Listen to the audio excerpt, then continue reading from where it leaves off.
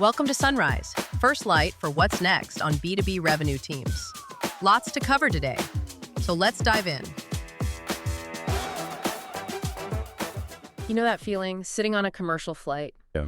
The pilot's voice crackles over the speaker, all calm and confident. Flight time to Nashville, 90 minutes. Weather's clear, flight pass filed. Cabin crew, prepare for takeoff. It's so simple, right? Yeah. Routine. Totally routine, but underneath all that calm, there's this incredibly intentional, meticulously crafted plan. It's non-negotiable. Because a flight plan. Exactly. Altitude, fuel, contingencies, alternate sites. The works. And every single commercial flight, think about it, over 200,000 this past weekend alone. Every single one had one. And there's a very good reason for that. It's because systems, well, they consistently beat just relying on instincts. Predictability isn't just, about safety in the air. In business, it's fundamental for growth. It's a solid framework. Right.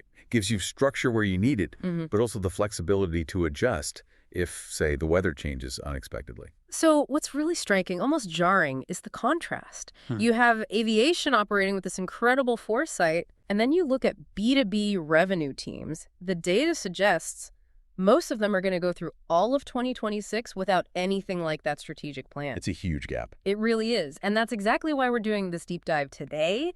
It's part of our 2026 planning series, and we're focusing on flight plans, funnels, and the 2026 revenue operations blueprint. And let's be super clear here. We're not just talking about setting sales quotas. No, not just a spreadsheet with Q1 goals. Definitely not. We're talking about a real revenue operations plan, an ROP. It's a layer deeper, a system-wide blueprint that actively aligned all the key functions. So BD, sales, marketing, partnerships, customer success, enablement, finance, even leadership.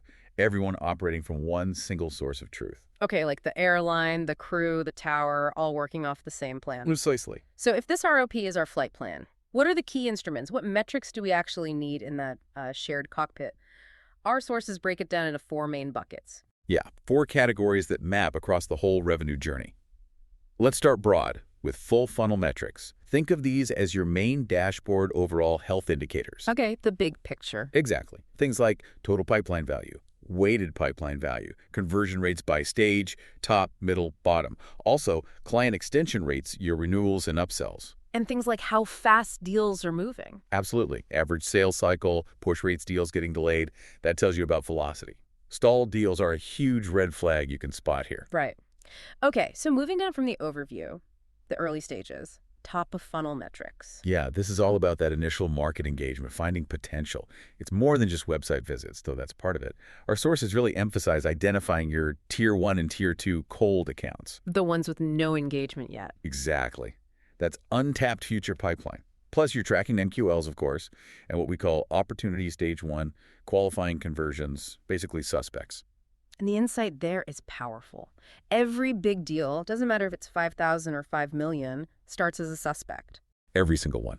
Then you move into the middle of funnel metrics. This is honestly where a lot of the action happens. For handoffs. The handoffs, exactly. Yeah. And it's where momentum can just stall out. Yeah. So here you're tracking warm accounts in specific stages like opportunity stage 2. Prospect, maybe 25% probability. You've confirmed interest. But the need isn't totally clear yet. Right. Then stage 3.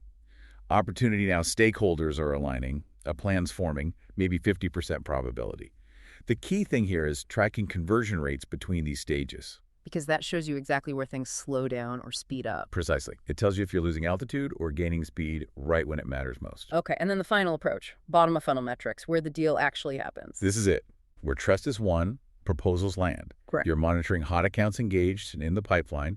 You're tracking stage 4, pitch and proposal, maybe 75% likely. Leading to the goal. Stage 5, close 1. Right. Again, understanding the conversion rates here, say from stage 3 through 5, shows you late-stage effectiveness. Are deals closing smoothly? Or is there friction right at the end? So it's not just if it closes, but how efficiently it closes. You got it. It reveals a lot about your process. Okay, so we understand the metrics, the instruments. How do we actually build this ROP, this flight plan for 2026? Our sources lay out a pretty straightforward 4-step method. Yeah, it's quite practical. First step, choose your metrics. And this sounds simple, but it's crucial, right? Don't just track what's easy to track. Focus on what actually moves the needle for your specific business. Exactly. Then, second, pull benchmarks. Use your real data from the past year, maybe 2 years. No guessing. Understand your actual historical performance. Okay, base it in reality. Third, set your cornerstone metrics. These are your big goals, your North Stars, top-line revenue, maybe overall pipeline value, target win rates. And the non-negotiables. Pretty much. And finally, fourth, fill in the supporting metrics. This means setting realistic stage-by-stage conversion goals, tracking different channels. And the key is, this isn't some static spreadsheet for one leader. It's the shared cockpit. It's the shared cockpit. Everyone flies from it. Start quarterly, then maybe build out weekly views to keep things moving. So bringing you all back to that flight plan idea, a real ROP provides that essential alignment, that rhythm, that clarity across the whole revenue team. It saves so much time and energy. And it prevents all that guesswork, especially now when the market's so complex. Our sources keep reminding us the modern buyer's journey, it's not really a neat funnel anymore. No, it's much more like a labyrinth. Yeah, a labyrinth. And you don't navigate a labyrinth, you don't close a big 6-figure deal with just random activity. You need architecture. It's about operating with real purpose, not just chasing numbers. So for you listening right now, are you actually ready to design your 2026 revenue journey with that kind of purpose, that precision? Or is your team going to be sort of guessing their way toward its growth again? What's it really going to take for your team to fly in formation all the way from the top of that funnel to the final close?